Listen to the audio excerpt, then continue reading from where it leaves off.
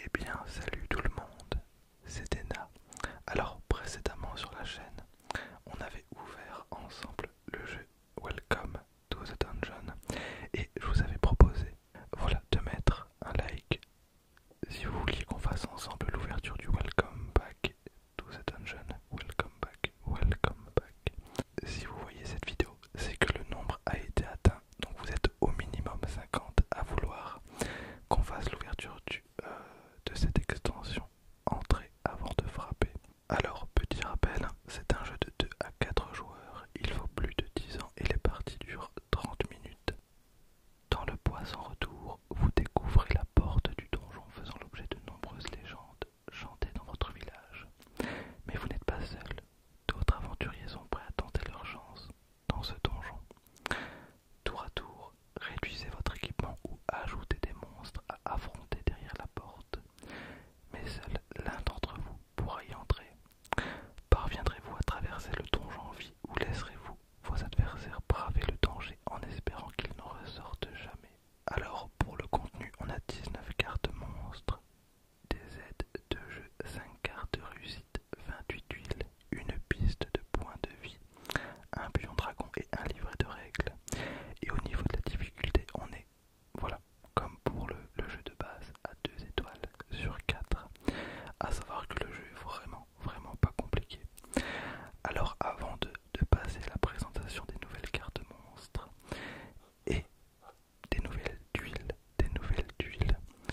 je vais faire comme pour la précédente vidéo, c'est-à-dire vous proposer quelques secondes de différents triggers grâce à cette petite boîte, petite boîte. Donc installez-vous confortablement, voilà, vous commencez à avoir l'habitude. Et donc, c'est parti, c'est parti, c'est parti.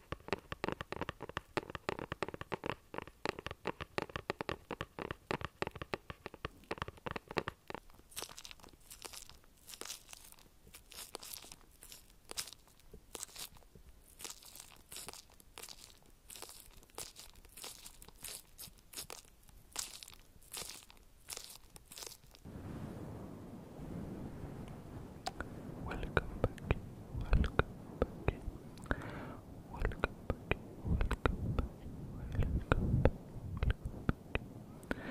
Attention, ne tout le monde ne convient pas. On en demande moins d'attention, de petits éléments pour attention, welcome back, to the dungeon,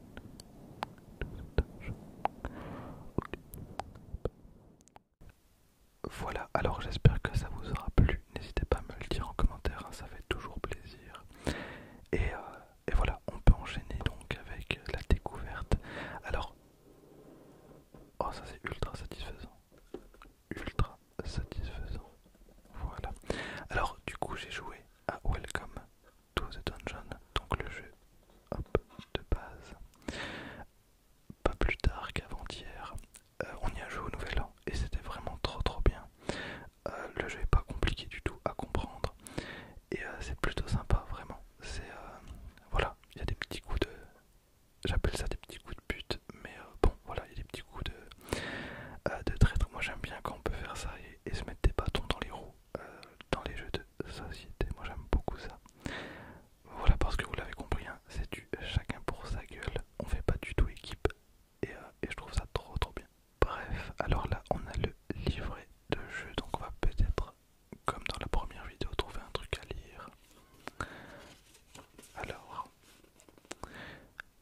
aperçu et but du jeu. Welcome Back to the Dungeon se joue en plusieurs manches durant lesquelles un héros explore le donjon avec son équipement. Tour à tour, ajoutez des monstres dans le donjon, enlevez un équipement au héros ou retirez-vous de la manche. Le dernier joueur en lice devra entrer dans le donjon et affronter tous les monstres qui s'y trouvent. Alors, avec l'équipement qui lui reste, traversez victorieusement 2 donjons ou soyez le dernier aventurier vivant pour gagner la partie. Et donc c'est parti pour la découverte des nouvelles tuiles avec les 4 nouvelles classes de personnages. On a la princesse, le ninja, le nécromant et le ménestrel. Voilà, dites-moi en commentaire quelle classe vous préférez. Quelle classe, hein, pas quelle classe. Voilà, enfin quoique si vous voulez me dire quelle classe vous préférez, n'hésitez pas. Là je les trouve vraiment cool et j'aime toujours autant les artworks. Alors on va passer maintenant aux tuiles d'équipement. On va commencer par l'équipement de la princesse. On a le soupirant qui donne un plus 5 de PV. On a le chaperon qui donne un plus 3. On a la laisse de dragon donc qui permet d'ignorer le dragon et le prochain monstre du donjon. Donc ça peut être très très fort. On a l'épée à papa. Avant d'entrer dans le donjon, un autre joueur choisit un monstre de puissance 5, 6 ou 7 et ignorez-les. Ensuite, on a la couronne familiale donc qui réduit tous les dégâts de 2 et le sceptre royal. Ignorez le deuxième monstre de chaque identité. Donc voilà pour ce qui est de la princesse.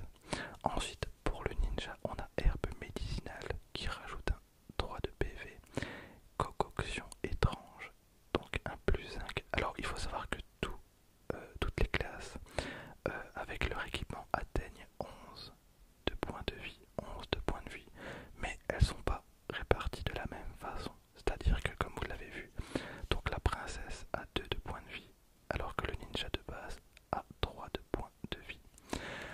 Alors pour le ninja, hop, ça c'est fait. Alors elles sont pas dans l'ordre, voilà.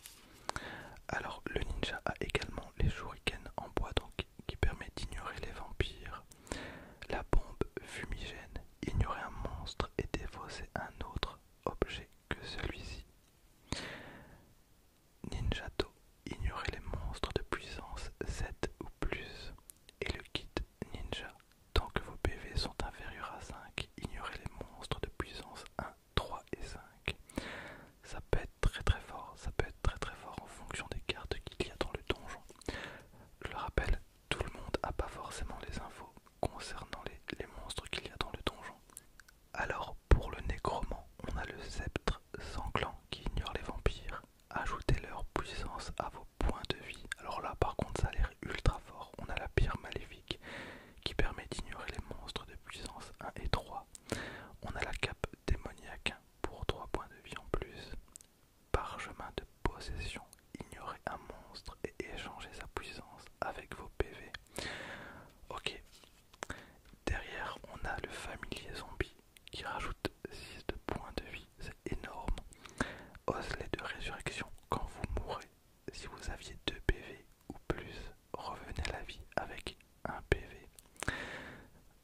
Très bien, et pour le barde, on a amulette porte-bonheur, ignorer un monstre pair. Si le prochain monstre est pair, répétez cet effet. Ok, donc c'est moins puissant qu'un Graal. On a la harpe elfique.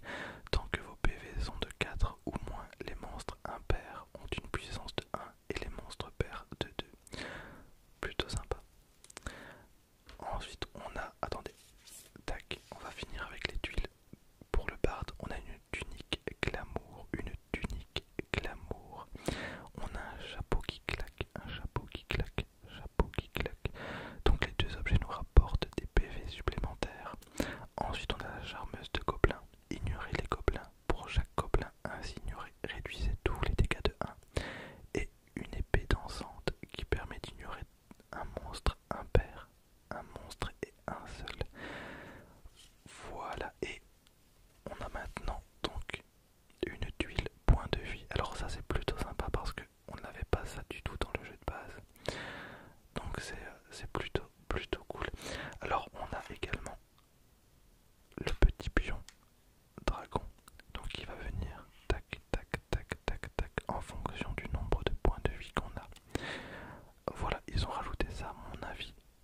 grâce aux nécromanciens.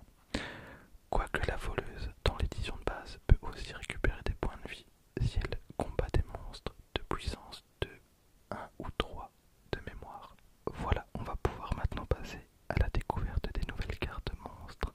Alors en vrai je suis un petit peu hype parce que le jeu est plutôt sympa, mais j'aime toujours autant la direction artistique des cartes. Je trouve que les cartes, même les tuiles, sont vraiment sympas. J'aime beaucoup, j'aime beaucoup, beaucoup, beaucoup. Alors, comment j'ouvre ça? Ok, c'est parti, c'est parti. Alors on commence avec un gobelin. Alors c'est pas les mêmes artworks, même si voilà, la carte a la même puissance. Ils ont quand même pris la peine de changer l'artwork et ça c'est cool. Donc on a un gobelin qui a l'air un peu plus vénère. On a cette fois-ci donc un archer squelette. Rappelez-vous, on avait un guerrier squelette pour la première vidéo. Donc toujours à 2 de puissance. Donc là normalement je pense qu'il y en a 2. Ensuite pareil, on a un orc de puissance 3. Ensuite on a la vampire. Alors désolé pour le cut, mais il y a un con qui vient de klaxonner devant la maison et qui m'a fait sursauter. Donc on a la vampire qu'on a je pense 2 fois. Voilà. Suivi du golem. Alors l'artwork est très ressemblant mais c'est pas exactement le même. Le faucheur par contre, ça rend trop bien. Donc le faucheur qu'on a une fois. Ensuite on a le démon. On a le démon à 7. Et derrière normalement ça sera le dragon. Le dragon voilà à 9. Le dragon à 9. Ici on va avoir les cartes spéciales. Les cartes spéciales, je sais pas du tout à quoi elles servent. Je sais juste que ce sont des cartes spéciales. Donc on a la fée. Donc voilà, une carte un peu bonus parce qu'elle n'inflige absolument aucun point de dégâts.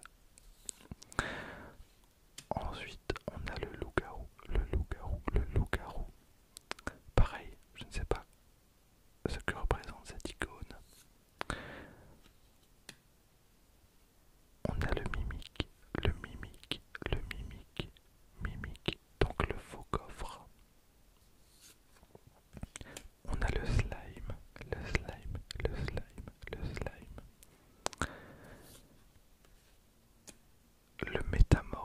Le métamorphe, j'improvise des noms clairement, donc le métamorphe qui a une tête très particulière.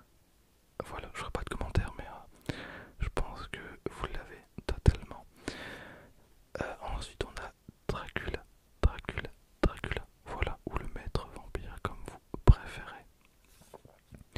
Et on a donc les cartes récompenses, les cartes victoire. Alors je vais vous montrer un truc que je vous avais pas montré la première fois parce que je l'avais pas vu tout simplement.